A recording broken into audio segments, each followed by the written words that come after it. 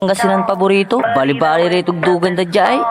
Panday nga lapasirin. Ga, abayan mo, tamandoy mo tayo sa nagutan sa labi. Aya sa number 1 pop music station, DWJE 88.1 FM, Radyo Pangasinan. Paborito. Oh yeah! Pogo Chico, let's go! Sa Pogo Chico, feel the vibe now. Tayo nang gumalaw, come alive now. May bagong sigla, we can feel it.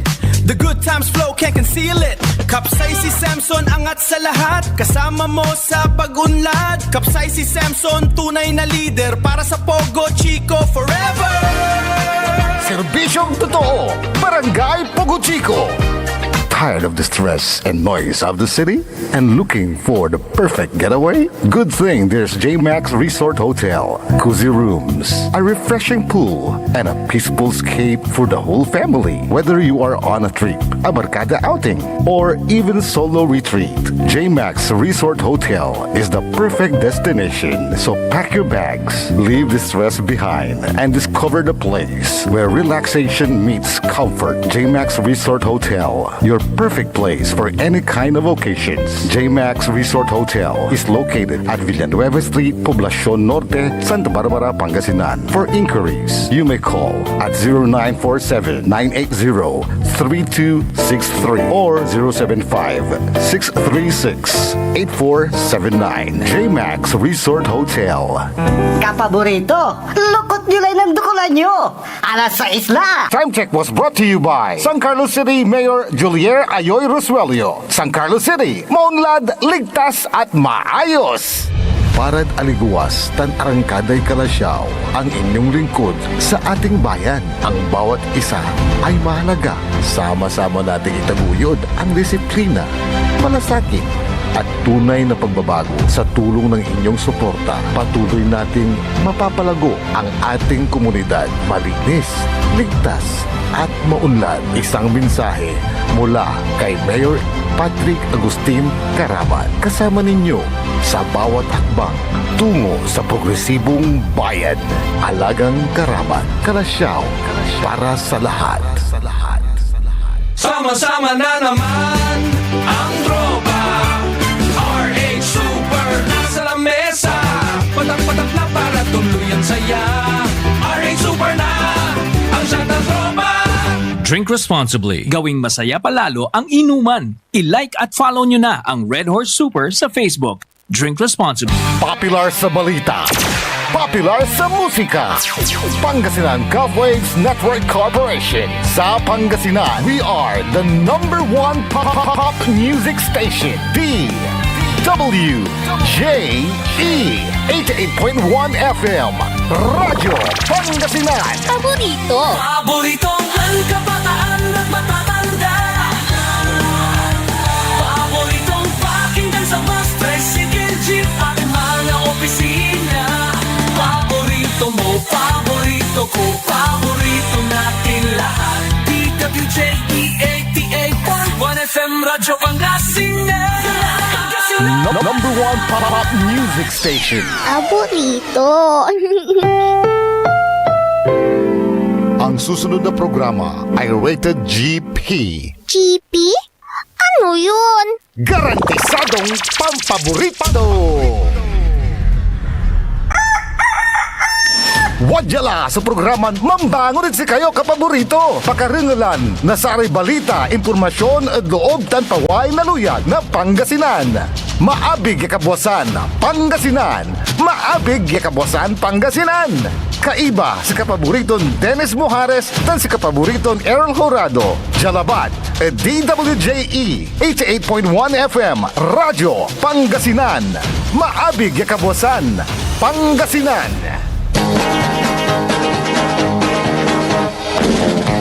Oras alas 6:03 ng umaga. Good morning. Masantos tan maabig iya kabwasan luyag na Pangasinan. Naimbag nga bigat kada kayo amin apo.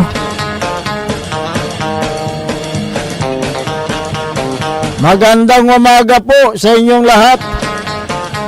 Maabig buklas ko mo amin ito na bulinaw tan Sambales. Narito naman tayo upang maghatid ng mga balita, impormasyon, mga issues na dapat ninyong malaman ngayong umaga ng Lunes, ika-13 sa buwan ng Hulyo 2026. Ang inyo pong makakasama ay inyo pong lingkod ng bayan, Timog Pangasinan, Dennis Muharis, at kasama din natin si kapaborito Errol Jurado. Diyan sa may technical control si Engineer Nixon Dakal. Kung meron kayong gustong iparating na mga issues, mga sumbong, mga reaksyon at opinion, maging ang pagbati, mangyari lamang po tumawag o mag-text sa ating hotline, smart number 0939-100-9931, at saka sa Globe number 0927-974-2784. At pwede rin kayo magpadala ng inyong mga pagbate o mga sumbong sa pamamagitan po ng ating Facebook page. I-search lang po ang DWGE 88.1 FM Radyo Pangasinan Paborito. Walang pasok sa lahat ng antas ng pribado at pampublikong paaralan ayon sa announcement diyan sa bayan ng Galasiao, Pangasinan, na kung saan nagpalabas ng public advisory ang butihing mayor ng Galasiao, si Mayor Patrick Agustin Karamat. Maging dito sa lungsod ng Dagupan, wala rin dahil sa nararanasan natin na pag-ulan,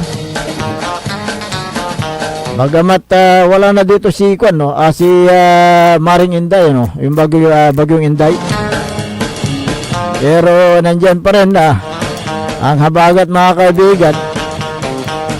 Kaya't yung mga magulang, huwag niyong papasukin yung inyong mga anak. Speaking of mga estudyante,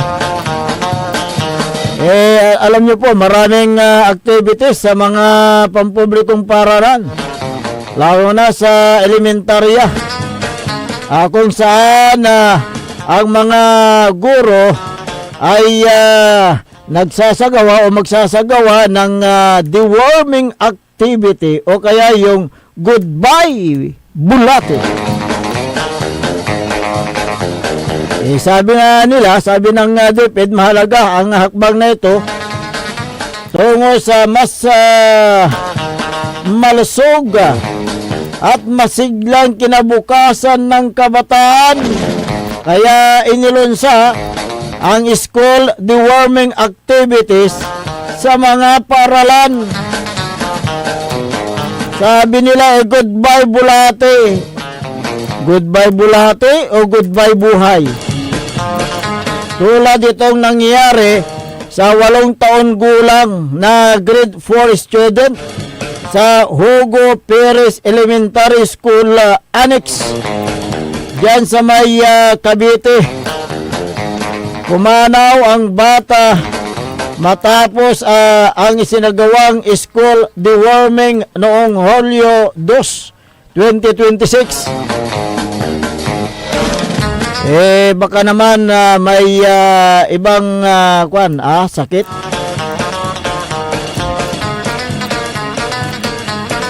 Ang pangyayari kasi, itong activity na ito ay sinagawa sa ilalim ng kampanya na ito pinamamahalaan ng Department of Education at Department of Health, na layunin itong puksain ang mga bulati sa tiyan. Pero instead na puksahin ang bulate, ang namatay estudyante. Malaking trahedya ang sumimbal sa komunidad ng Hugo Perez Elementary School Annex sa Tres Martires City, dyan sa may Cavite.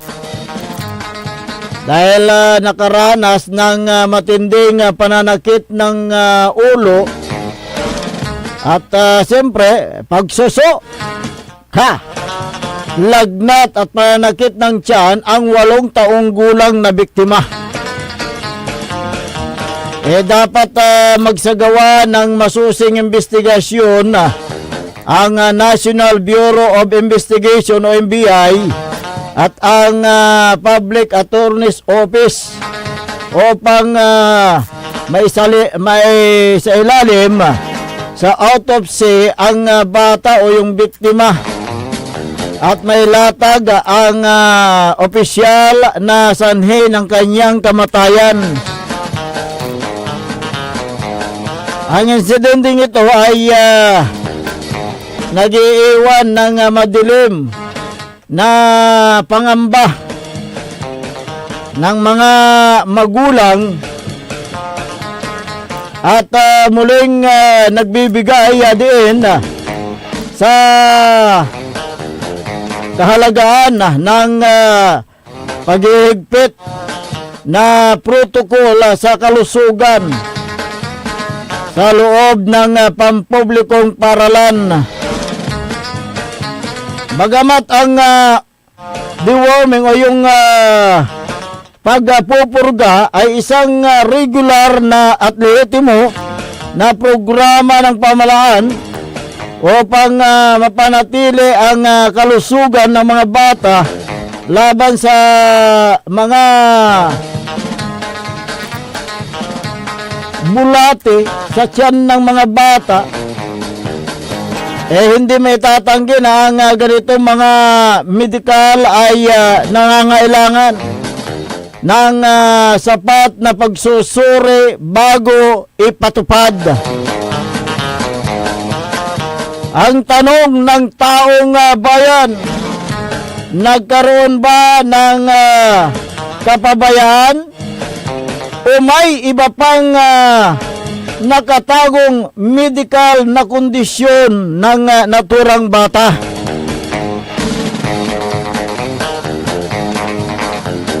Ang makakasagot dyan sa tanong na yan ay ang mabilis na at patas na investigasyon ng mga otoridad.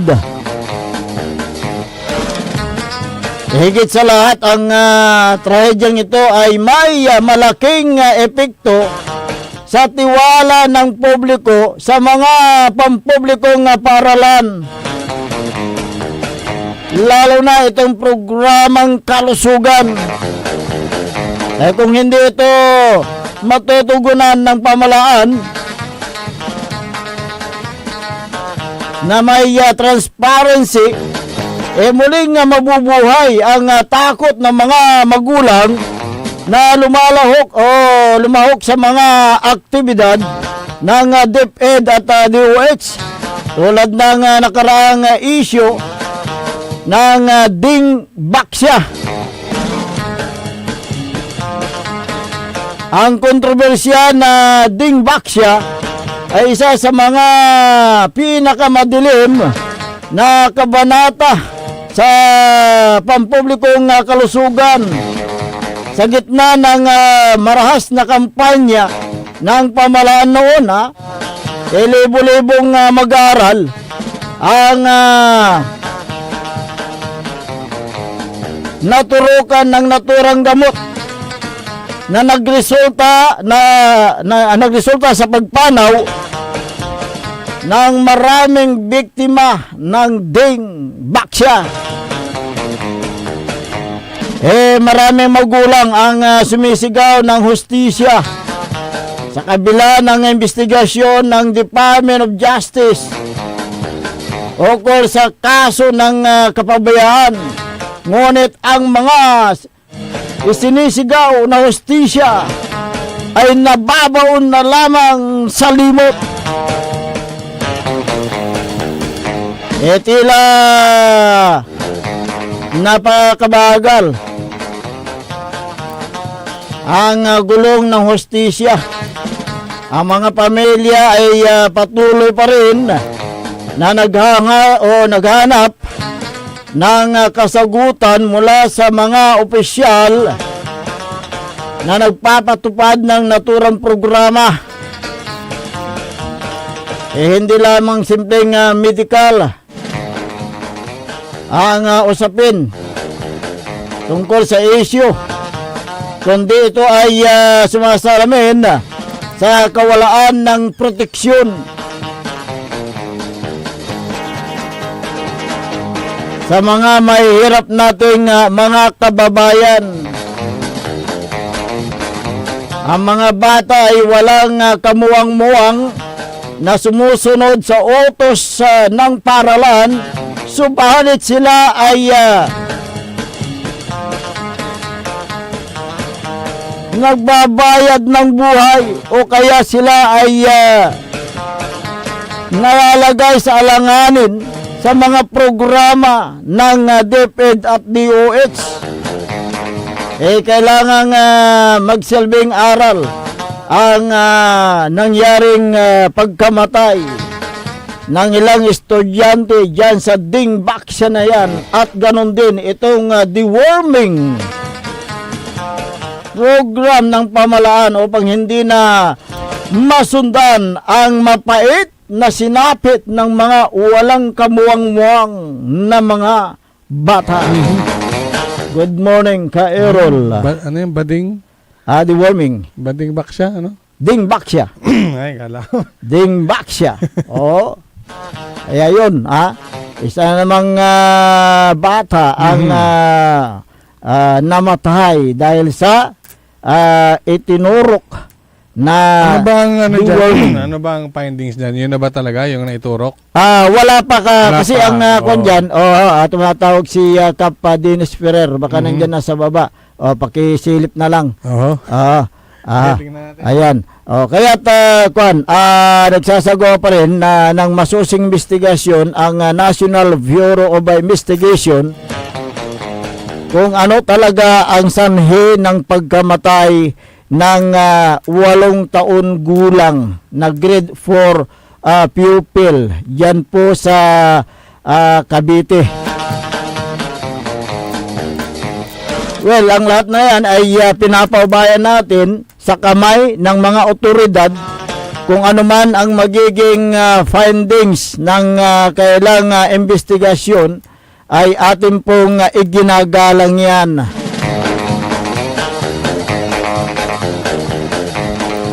Alas 6:17 ng umaga. Dumako tayo sa ilang pang mga issue. Ito namang nag-viral na pananakit ng 2 minor de edad diyan po sa mismong barangay hall ng barangay Bunuan Binlok, Dagupan City. Sino ba yung kapitan diyan sa barangay Binlok? Di ba itong si Kapitan Wilmer Castanares, ano bang kasalanan ng 2 bata? Sinasabi ng pamilya ng minor de edad, nagtungo daw sila sa barangay hall upang ayusin ang insidente ng pagnanakaw umano ng 2 minor de edad. Hindi naman naayos ang insidente, kundi humantong sa panakit ng isang lalaki. Nakitang-kita sa video. Dapat managot yung napak sa minor de edad. Marami siyang violation. Kaya dapat na bigyan ng leksyon kung sino man yan. Kung opisyal man yan, baka matanggal sa posisyon. Dahil bawal po manakit ng mga bata, lalong-lalo na yung mga minor de edad. Ang masaklap dito, habang sinasaktan ang 2 bata, nanonood naman ang ilang barangay official.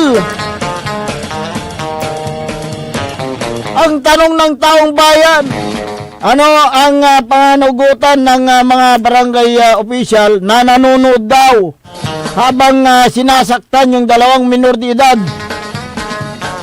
Alam niyo po, malaki po ang panagutan ng mga opisyal ng barangay na pinapanood na lamang ang pananakit sa dalawang minor de edad.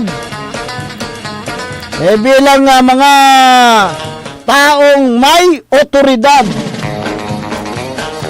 sila ay maaaring kasuhan sa ilalim ng Special Protection of Children Against Abuse, Exploitation and Discrimination Act.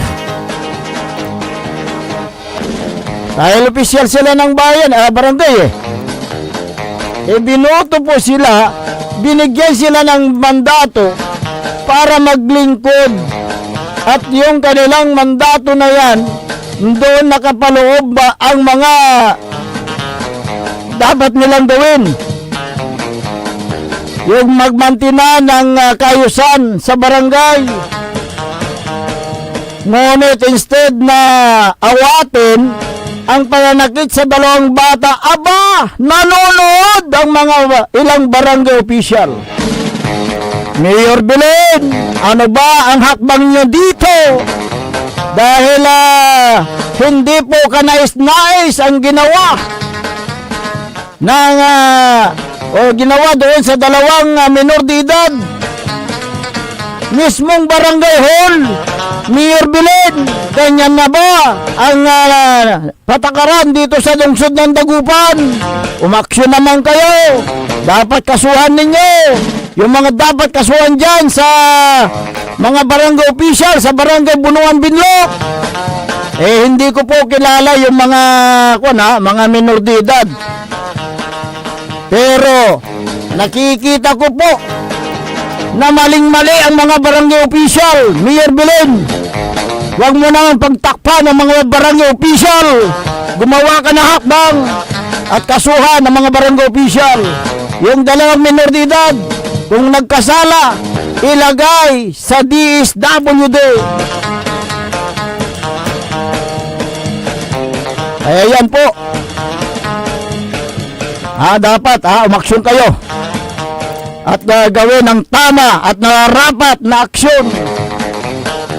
Hindi yung pabayaan nyo na lang na ganyan ang gagawin ng mga elected official, mga barangay official na hinalal ng taong bayan para maglingkod. Ngunit ang ginagawa nila, maling-mali.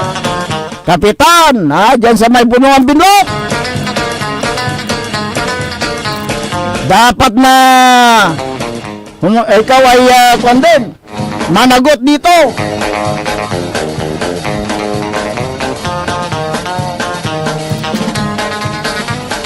Kasi nandun yung sa local government code, yung responsibilidad ng mga barangay official. Nasa kamay nyo na, kapitan, yung apat na batas. Pwede kayong mag-preside during barangay session. Pwede kayong mag-implement ng mga batas. At pwede kayong magmantina ng kaayusan, peace and order. Ano yung anong Tagalog ng peace? Diba kaayusan? Dapat inayos nyo at kinausap nyong mabuti yung mga minor de edad na hindi po basta-basta na lang na sinasaktan. Tama ba yun? Kahit na nagkasala ang mga yan, dapat na ilagay ninyo sa tama yung pakikiusap. Patawag nyo yung mga magulang Kung sino magulang ng mga dalawang minor de edad, kausapin nyo sila at kung hindi sila makinig, di gawin ninyo yung nararapat na aksyon, magsampa na kayo ng kaso laban sa mga magulang kung sila ay nagpabaya sa kanilang mga anak.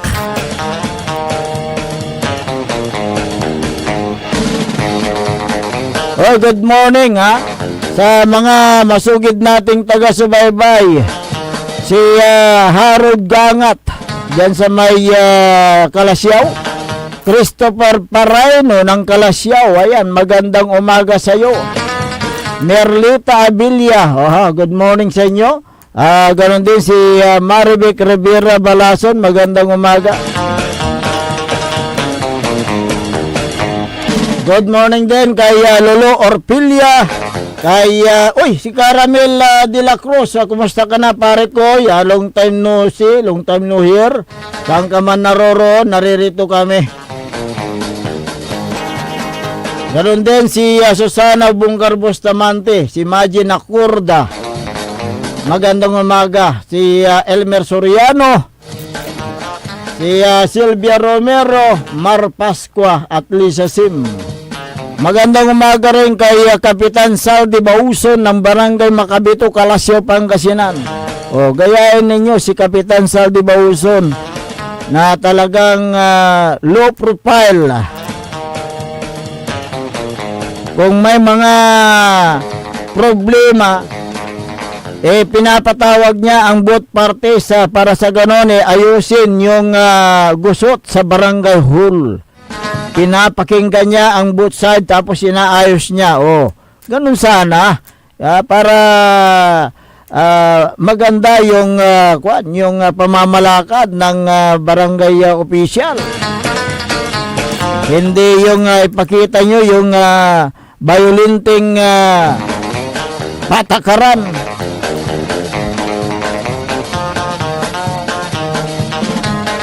Good morning din kay Kagawad Junjun Gabrielio. Si Jeffrey Castillo, magandang umaga. Nasolve na yung kanyang problema. Sumagot na rin yung agency. Pinapunta siya doon sa agency. Esther Ramos ng Barangay Mangkop, Kalasyaw, magandang umaga. Si Maki Mapalaka Paksuriano at gawin din si Paing Palus. Marilyn Baruna ng Zambales, magandang umaga. At magandang umaga rin sa mga BHW dyan sa may Barangay Macabito. Si Madam Manita Rolosta, magandang umaga. Si Juana Kagawaan, magandang umaga. At ganoon din si Francisca Gabrielio, Jennifer Manangan, si Aisa Estrella, magandang umaga. Angelita Hobes, magandang umaga. At Mariana Salinas, magandang umaga rin kay Vice Mayor Atty. Johnny Cabrera ng Mangaldan. Condolence nga pala sa pamilya Flores, kay Councilor Chini Ros Flores. Dahil pumanaw na yung kanyang pinakamamahal na ama, si Engineer Ricardo Carding Flores, sa edad na 64. Ang kanyang mga labi ay nandyan sa kailang tahanan sa Estayo Street, Barangay Poblasyon, dyan sa Mangaldan, Pangasinan. Ang kanyang libing, ang pagkakalam ko sa susunod, itong Sabado, July 18. Kaya sa mga nakakakilala, mga kaibigan ni Engineer Ricardo Carding Flores, siya po ay sumakabilang buhay na. Kaya pwede nyong dalawin dyan sa kailang tahanan sa may Estayo Street sa Barangay Poblasyon, Mangaldan, Pangasinan. Clifford Abilia, magandang umaga sa iyo. Magandang umaga rin dyan sa may bayan ng Mapandan, Pangasinan. Kay Mayor Carl Christian Viga, isang dito, yung workaholic mayor. Dahil napaganda niya ang bayan ng Mapandan, Pangasinan. At patuloy niya pang pinapaganda. Marami ng mga negosyante na pupunta dyan at nagpapatayo ng kailang mga negosyo. Dahil alam nila na ang bayan ng Mapandan ay isa sa mga peaceful municipality dito sa lalawigan ng Pangasinan. Dahil sa magandang pamamalakad ni Mayor Carl Christian Viga. Si Felix Domicilio, magandang umaga. At si Sir Jeffrel, magandang umaga. Boss Darwin, magandang umaga. Si Councilor Freddy Pinolyar at Madam Sheila Pinolyar, magandang umaga. Don Ramon Bautista Sr., dating board member, dating vice mayor diyan sa bayan ng Manawag, Pangasinan. Maaga pong nagigising yan at pupunta sa Region 1 Medical Center. Katuwang po yan ni Centennial Medical Center Chief Dr. Joseph Roland O. Mejia. Magandang umaga sa inyo dyan sa may Region 1 Medical Center. Sa aming pagbabalik, mamaya baka sakaling dumating ang ating bisita rito, ating makakapanayam, isang negosyante rin, para malaman natin kung paano siya nagumpisa bilang isang negosyante. Makalipas lang po ng ilang palala. Ang puta-putang Iran balita. Kulelat na nga yung tatay, kulelat pa yung anak. Ang puta-putang Iran sunata. Hawak mo ang beat. Son ang puta-putang Iran impormasyon. Aya sa number 1 pop music station. DWJE 88.1 FM. Radyo Pangasinan. Paborito. Talaranan sa paboritong herbal ng bayan. E-Karma Health Option. Kaiba sa paboritong doktor. Dr. Glenn Soriano. At programan Early in the Morning. Alas 7 hanggang alas 8 na kabusan. Kada Sabado. Jalaban at paborito yon istasyon. DWJE 88.1 FM. Radyo Pangasinan. E-Karma Health Option. Good morning mga kapaborito, 6:30 na. Time check is brought to you by RH Super, ang shot ng tropa. Mare! Kabigla ka naman, Mare, ha? Grabe, gimanggana ka. Mari, di mo sinabi na uwi ka pala ng San Carlos. Ay, oo. Namiss ko na kasi dito ang pamilya ko. Ito na palang San Carlos ngayon. Grabe, Mare. Ang laki na ng pinagbago. Siyempre naman, Mari, alam mo ba na dito sa syudad natin, malaki na talagang pagbabago. Mula sa mga infrastruktura, nandiyan na mga konkretong daan at mga bagong pasilidad. Wow! Meron din tayong trending na ayos, kalusugan karavan na nagbibigay ng libreng serbisyong medikal. Palit-palitan, ha? Saka, nandyan din ang mga programang pag-agrikultura para sa ating mga magsasaka. Ay, wow! At higit sa lahat, Maria, ang pagpapanatili ng peace and order ng ating syudad. Perfect! Di lang yan, binibigyan din ng halaga ang kapakanan ng lahat ng tao at pantay na karapatan sa mga serbisyo ng gobyerno. Grabe, Mare! Ang bongga na talaga ng San Carlos. Parang ayoko na bumalik sa ibang bansa. Oo, Mari. Kung ako sa'yo, dito ka na lang sa San Carlos. Dahil sa San Carlos, tunay na subok na ang serbisyong ayos. Mayor Julier Ayoy Resuello po, kasama si Vice Mayor Jose Resbox Resuello at ang Sangguniang Panglungsod ay nandito upang umagapay at magserbisyo sa ating minamahal na syudad. San Carlos, maunlad, ligtas at maayos. Looking for a place where comfort meets flavor? Welcome to Cafe Medardo, nestled inside Coras Manor and Garden in Mapandan, Pangasinan. Your cozy escape just off the town's heart. Start your day with a rich aroma of freshly brewed coffee. Savor our signature blends, perfectly paired with warm pastries, straight from the oven. Indulge our mouth-watering pasta, all and chef-inspired specialties made with love in every bite. Whether it's a casual catch-up with your friends, a family celebration, or a quiet moment just for you, Cafe Midarlo is your perfect spot to relax, connect, and enjoy. Visit us today at Cafe Midarlo in Coras Manor and Garden, Mapandan, Pangasinan, where every cup tells a story and every visit feels like home. Cafe Midarlo, where every sip feels special. Mga kababayan ko sa Malasiki, ang maayos at maunlad na komunidad ay nagsisimula sa ating lahat. Makilahok sa mga programa ng ating lokal na pamahalaan, kalinisan, kalusugan, at kaayusan.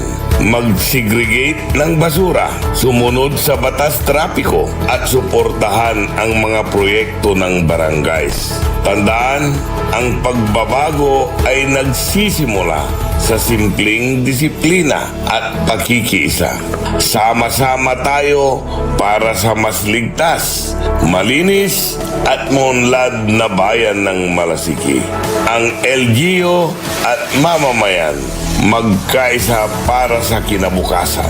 Ako po ang inyong lingkod, Mayor Alfe Soriano ng Bayan ng Malasiki. Mga kapaboritong tagupenyo, may bagong saya at pagkakataon ka na naman para manalo. Ipinakikilala ang bagong Authorized Agent Corporation ng STL sa Dagupan, ang Golden Key Play Corporation. Mas pinaantig, mas exciting, at mas malapit sa inyo.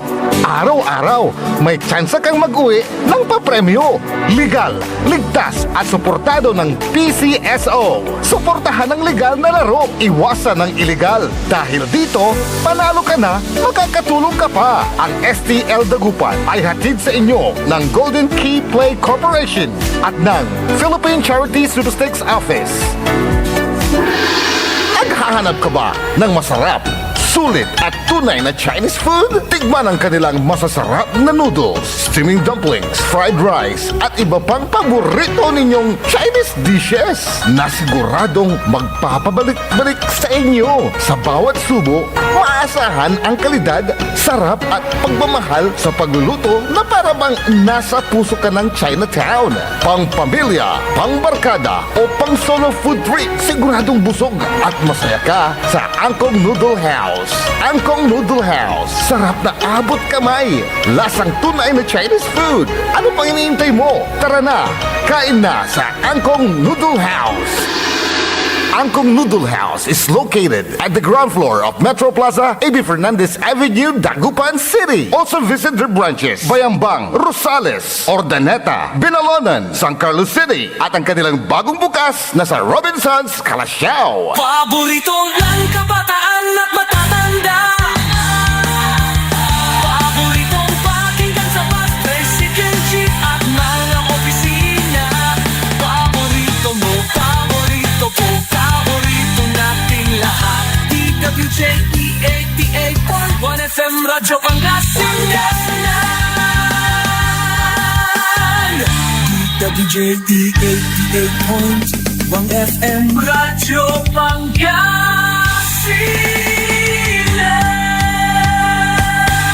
Paborito.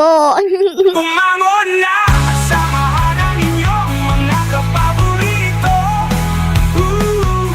Maabigyan ka po sa Pangasinan. Dennis Muhares, Errol Hurado, ang gigising sa inyo tuwing umaga sa programang Maabig Kagabosan Pangasinan. Dito lamang sa #1 Pop Music Station. DWJ 88.1 FM Radyo Pangasinan. Alas 6:38 ng umaga sa pagpapatuloy ng ating palatuntunan, Maabig Kabuasan Pangasinan. Ang inyo pong makakasama sa umagang ito. Good morning, Pangasinan. Maabig Kabuasan. Ako po ang inyong kapaborito, Kuya Errol Hurado. Makterion Lengcora, Tumagti Pangasinan, Dennis Muhares. At kasama din natin dyan sa may technical control, si Engineer Nixon Dakal, Engineer Jael France Pumarin Kayabyab. At siyempre, nandyan ang ating station manager, Joey Bebe, ang hindi tumatanda na station manager. At sa ngayong umaga ay ating makakapanayam ang isa sa mga negosyante. Hindi lang negosyante. Hindi lang umagabay pa sa mga negosyante. Ayan, si Mr.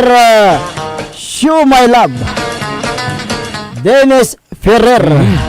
Ng Lasip, ano? Barangay taga Kalasyaw. Barangay Lasip, Kalasyaw, Pangasinan. Good morning sa inyo, Mr. Ferrer. Good morning po. Good morning, maabig na kabusan, Sir Errol, Sir Dennis. Opo, at welcome po sa ating istasyon. At kami po ay nagagalak dahil kahit gaano kaaga ay talagang ang aming imbitasyon na inyo pong pinaunlakan, sir. The pleasure is mine, Sir Dennis, Sir Errol. Okay, unang katanungan, Mr. Ferrer, paano ka nagsimula sa pagninegosyo? Magandang tanong yan, ano? Sa Tukayong Dennis na lang, natawag ko siya, no? Alam nyo, kasi talagang bata pa ako, talagang ang nasa isip ko pagninegosyo, eh. So talagang very early, no? Siguro yung ano na yan, as early as grade school, eh. Nagninegosyo na ako, eh. Hanggang nakalakihan ko na yon. Maski nagtatrabaho ko, ay talagang sinisingit ko yung pagninegosyo kasi yun talaga nasa puso ko. So may mga hamon at pagsubok ba sa inyong naranasan? Ay, tama ka dyan, ano? Tukayong Dennis, talagang pag nagninegosyo ka, talagang maraming mga pagsubok ang haharapin, ano? Pero bilang isang negosyante, dapat talaga ay matatag ka, no? Yun nga, meron ako lagi sinasabi pag nagtutok ako sa mga schools, ano? Pag gusto mo maging negosyante, you have to be resilient, no? Tama. Ibig sabihin, resilient, ibang kaya mong bumangon, no? Kahit na anong klaseng pagsubok ang maranasan mo, at saka yung perseverance, no? Yung never give up attitude. Sir, bukod po sa pagiging negosyante, ay kayo rin po ay tumutulong sa mga estudyante, negosyante. Kayo po ang actually kayo ang pinakauna sa Pilipinas, na nabalitaan namin na meron palang ganitong programa as a private individual, Sir Dennis. Yes, tama ka dyan, no? Sir Errol. So, meron kasi akong itinatag na organisasyon, SEC registered siya, no? Ang pangalan ay Next Entrep Philippines, no? So, ang ginagawa ng aming organisasyon ay talagang aktibo namang isinusulong yung konsepto ng pagninegosyo sa mga kabataan. So, ibig sabihin, Sir Dennis, Sir Errol, gusto natin na habang nag-aaral pa sila ay sabayan nila ng diskarte ng pagninegosyo. So, nung nag-start ka na magnegosyo, ilan ang puhunan mo noon? Magandang tanong yan, no, Sir Dennis, no, Tukayo. Actually, ang puhunan ko lang nun dalawang bagay. Lakas na loob, no, tsaka talagang fighting spirit. Kasi wala talaga akong negosyo. No? Talagang yan ang lagi ko rin sinasabi sa mga kabataan, no? Sa mga estudyante. Bagamat kailangan ng puhunan, no? Mas malaking bagay yung pagkakaroon mo ng talagang lakas na loob. Bakit? Masabi ko lang, ano? Kasi pag may puhunan ng isang nagninegosyo, madali makapagsimula yan, ano? Pero kung wala sa pagninegosyo yung kanyang puso, no? Hindi siya passionate sa ginagawa niya, sooner or later mawawala yung puhunan niyan, mauubos. Pero kung ikaw ay nagninegosyo, maliit lang ang puhunan mo o konti lang o wala halos kang puhunan, pero talagang nag-uumapaw yung pagnanais mo na magtagumpay, ay talagang gagawa ka ng paraan, no? Didiskarte ka para maitaguyod mo yung negosyo mo. Sa inyong palagay, ano ang pinakamahalagang kasanayan sa pagpapatakbo ng pananalapi sa negosyo? Kasanayan o karakter, no? Oo. Number one dyan, yung talagang nasa puso mo talaga yung ginagawa mo. Ayan, okay. Kasi pag nasa puso mo, katulad nga na nabanggit ko kanina, Tukayong Dennis, marami kang pagdaraanan na pagsubok, pero pag nasa puso mo yung pagninegosyo, talagang babangon at babangon ka para lang maitaguyod mo yung negosyo sinimulan mo. Sir, kumusta naman po yung mga natulungan nating estudyante na negosyo o estudyante-negosyante na natulungan nyo? Ano na po yung estados nila ngayon? Yan, Ako, I'm very proud to say, Sir Errol, na talagang sa ating munting paraan talagang nakakatulong tayo sa mga estudyanteng nagninegosyo. Maisingit ko lang, tayo po ay mayroong sinimulang programa dito sa buong lalawigan ng Pangasinan, Katatapos lang ito, last March lang, 2026. Ito yung first ever search namin for 10 inspiring estudyante and negosyante ng Pangasinan. Kung saan, talagang gumugol kami ng oras, panahon at pera para lamang pasyalan yung mga nakikilala naming estudyante sa buong lalawigan ng Pangasinan na may maliit na negosyo. So ang ginagawa namin pag meron kaming nakilalang estudyante na may negosyo, maliit man to o malaki, ay talagang pinupuntahan namin yan kahit sa ang sulok ng Pangasinan para lang ma-feature sila. Dun sa aming alam mo, meron din akong Facebook page, ang masabi ko na rin lang yung Estudyante Negosyante TV, sa Facebook, kung saan dun namin fini-feature yung mga estudyante na aming na-interview upang nung sa gayon ay ma-inspire pa namin sila lalo, Syempre, mapi-feature ako sa social media, alam naman natin sikat ang social media. So the more na nagpe-persevere sila, na talagang ituloy dahil na-motivate sila, in other words. Plus bibigyan natin sila ng mga tips, motivations, kung paano nila mapapalago yung negosyo nila. At nga yung nabanggit ko kanina, yung search namin for 10 inspiring estudyante negosyante ng Pangasinan ay talagang out of 40 plus na estudyante negosyante, pumili tayo ng 10, Tapos yung 10 yun ay humarap sa isang tinatawag na business pitch, kung saan talagang humarap sila sa mga meron kaming meron sa aming tumulong na 3 natatagumpay na negosyante. So doon nila ipresenta yung kanilang mga sariling negosyo. At alam niyo ba, Sir Dennis, Sir Errol, out of the 10 na napili, yung 10 most inspiring, kumuha kami doon ng 3, kung saan ay napagkalooban namin sila ng hindi naman ganong kalaking cash price, pero nakatulong na malaki sa kanila. Na lalo pang nagkaroon sila ng motivation na talagang ituloy-tuloy yung kanilang pagninegosyo. Kung hindi ako nagkakamali, Mr. Ferrer, kayo rin ay isang kolumnista sa lokal na pamayagan. Tama ka dyan, Tukayong Dennis. Meron po tayong weekly business column sa isang local newspaper po dito sa Dagupan, kung saan yun nga, pinifeature natin yung mga negosyante, yung mga established na negosyante dito sa ating lalawigan para magbigay ng dagdag inspirasyon sa mga kabataan.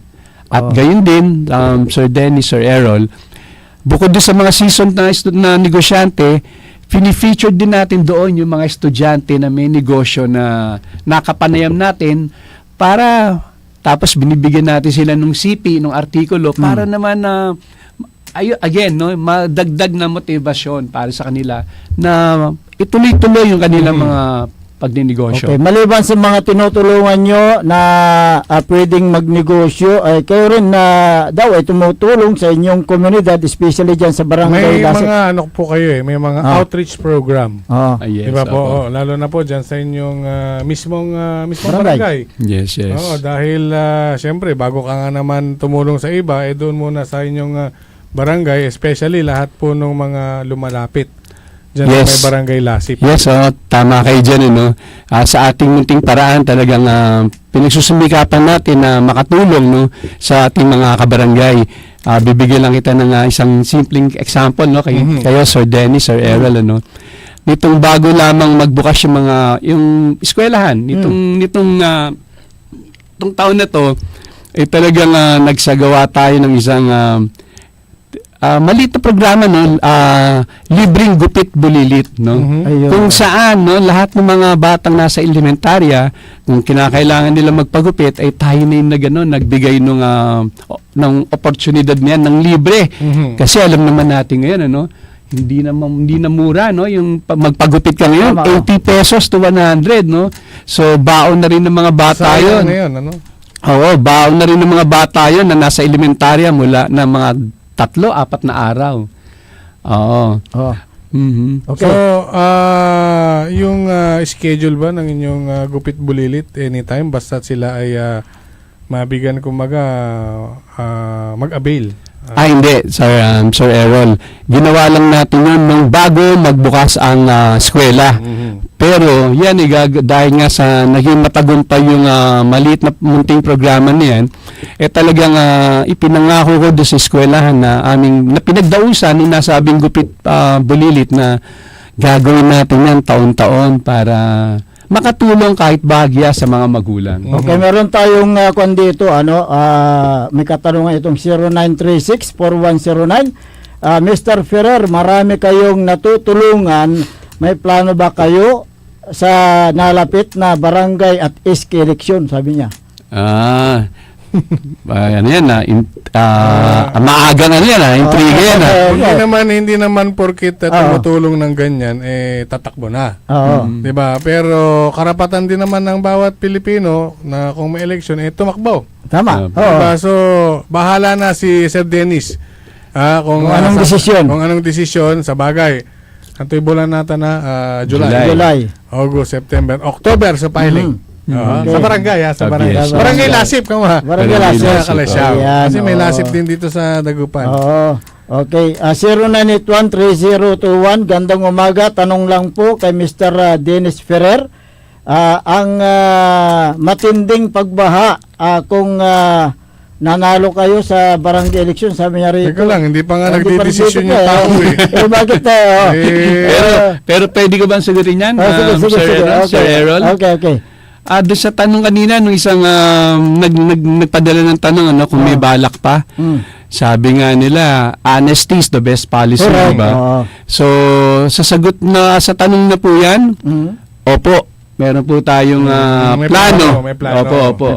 Okay. Ayoko naman pong, gusto ko lang magpakatotoo. May plano po kasi talagang, alam nyo, Sir Dennis, Sir Errol, 6 na taon pa lang ako sa barangay namin na nakatira. Kasi talagang ako, born and raised in Manila. Pero sa mahabang panahon na nandun ako sa barangay Lasip, sabi ko marami yata akong magagawa para mas mapaganda yung barangay. Kaya yun, nagdesisyon po akong maglingkod.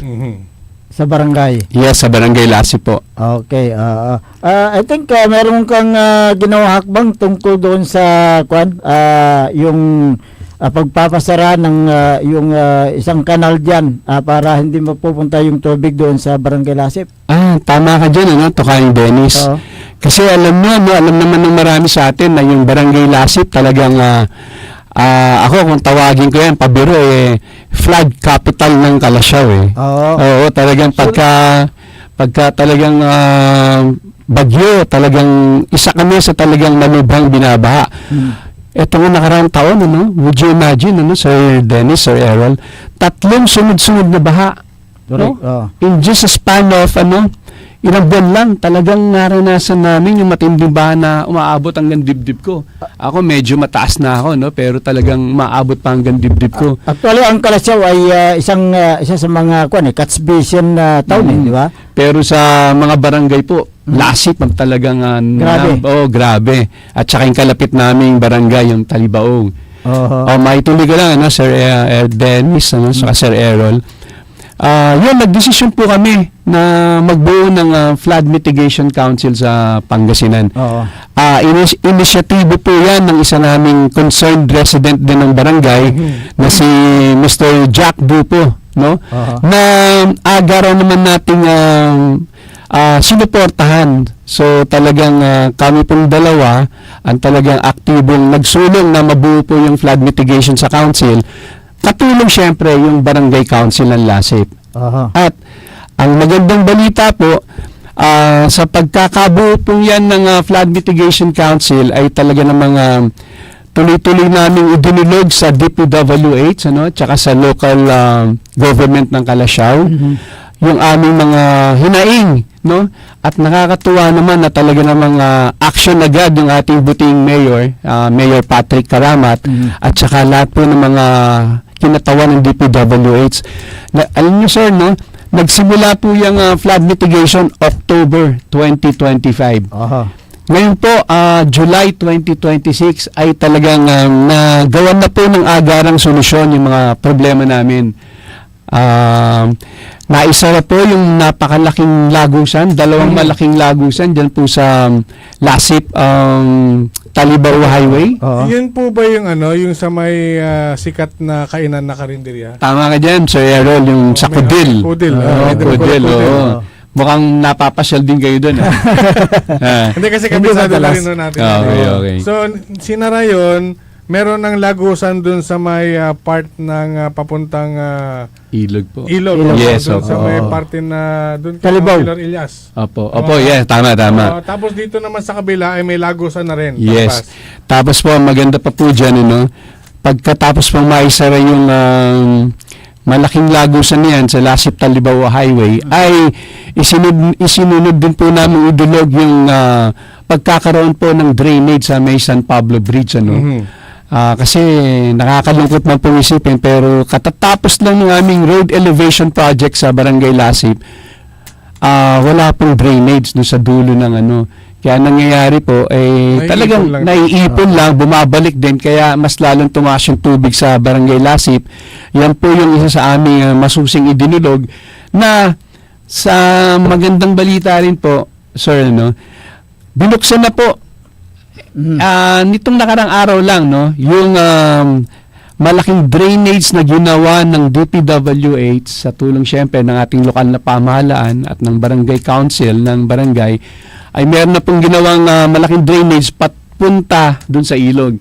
Kaya kami po ay lubos na umaasa na maiibsan ng malaki yung problema sa baha. Yun may binabanggit lagi si Mayor Patrick Karamat na yung mga ganyang programa, hindi man maalis yung baha, pero mabilis namang humupa. At saka mabawasan po. Mabawasan. Pero may dagdag ko lang, sir, sa magandang balita po niyan na na-actionan na po ng DPWH, ng lokal na pamahalaan at ng barangay council, unti-unti yung problema sa baha ay isa po yan sa talagang tututukan po natin, yung ngayon po mabawasan, ang magiging long-term goal po natin ay masolusyonan na talaga hanggat kaya kung gagawa ng paraan.